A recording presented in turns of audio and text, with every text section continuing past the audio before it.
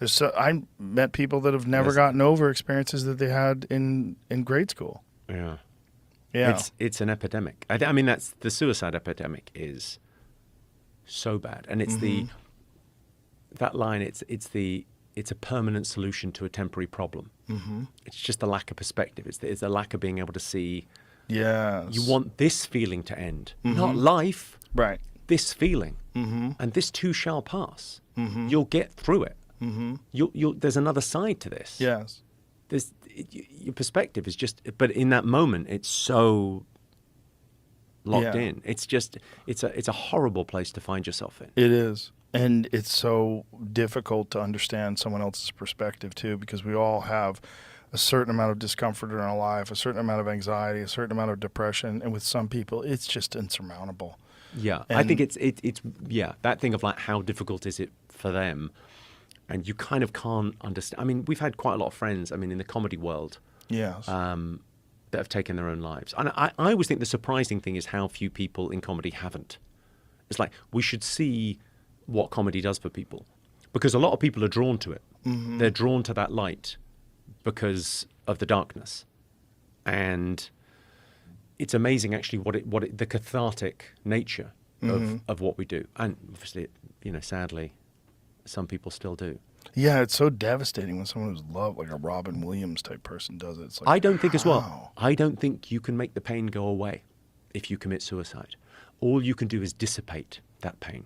Well, and the people that you love, they will experience that pain. They get like it's like it's an energy force that goes, okay, it's got to be felt by someone. It's so awful. Yeah, I first experienced suicide when I was on news radio. When I was on a sitcom, one of the writers, who's a good friend of mine, killed himself. He was going through some marital thing and called his wife on the phone and shot himself in the head while he was on the phone with his wife. And knowing that was just so devastating. It was just so horrible because he was such a great guy. What was he called?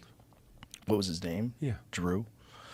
Yeah, I don't want to put his last name out there. But I always think it's nice to, that old thing of like, you die twice. You die when you die, and you die the last time someone says your name. Yeah. It's nice to remember people. Drew shot himself. I wish he hadn't. Yeah. But it's that thing. It's nice to remember people. I think when it's it's horrible pain to go through. I mean, it's so confusing though when you love a guy and you think he's a great person and you really love being around him. You're happy when you see him, and then either whatever the hell they're going through is just in their mind. But that, like, the most important relationship you're going to have in your life is the relationship you have with yourself. And the way some people treat themselves and their internal dialogue and how they speak to themselves, like they would never treat another person like that.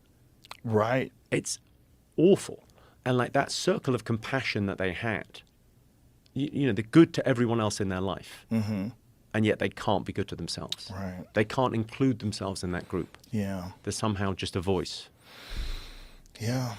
And it's, there's a lot of factors too in how they grew up. And well, I mean, there's environmental, but also there's genetic things. I mean, some people have a predisposition towards depression. I mean, I also think there's that thing of like, there's things that get conflated, like depression and sadness. Like in my mid-20s, I thought at the time I was depressed. When I was working for a big company, I hadn't started doing comedy yet, hadn't found what I wanted to do in my life. And I thought I was depressed, and I wasn't. I was sad. And being sad is somehow less socially acceptable than being depressed.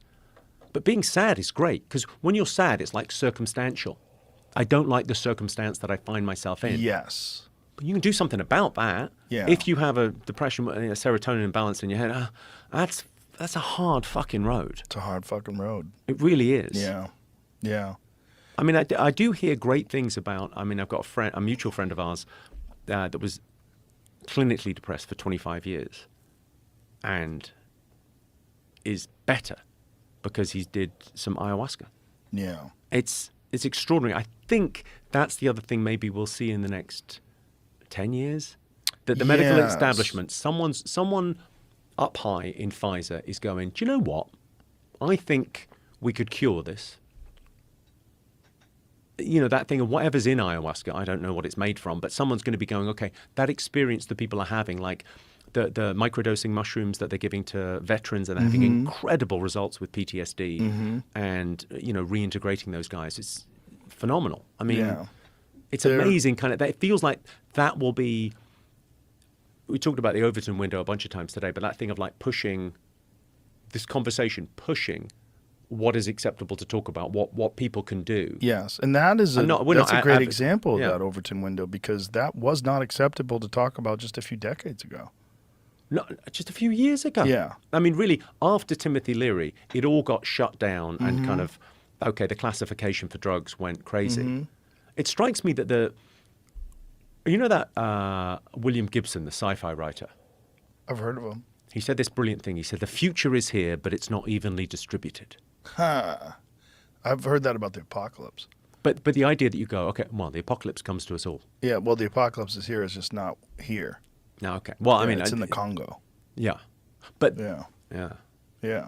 But that idea of going, we kind of have best practice in everything you care about somewhere in the world. Yes. So like Portugal is my favorite example of this. So Portugal, Lisbon, the drug laws.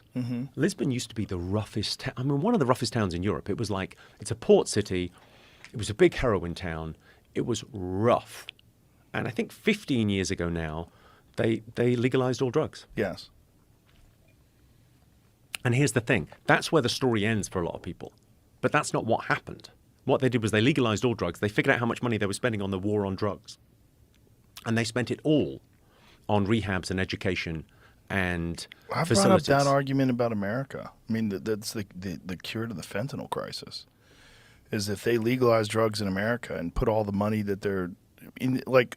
People don't want to be on it. They want to be in rehab. So you go, all of the DEA law enforcement stuff goes into therapeutic things. Or like no one seems to get addicted to mushrooms and ayahuasca. Then once you get the message, you hang up the phone. Right. So that thing of like, whatever the method is that works for you, it might be 12-step. Yeah. Could be some psychotropic. Whatever it is, whatever works for you. But imagine the research that could go into that with that budget. And you go, look, you're not going to win the war on drugs. You don't even, there's prisons, high security, category A prisons, and they've got drugs in them. You can't even keep the drugs out of there. Good luck with the borders. Yeah. It strikes me as like you go, just admit you're not going to win that fight. Right. And what are we going to do? And that best practice of going, well, that's going on in Portugal now. They've done a 15-year test case. We know it works. I mean, Lisbon now. Have you been to Lisbon? No. You should go to Lisbon. Yeah? Food is, the Portuguese. It's fabulous.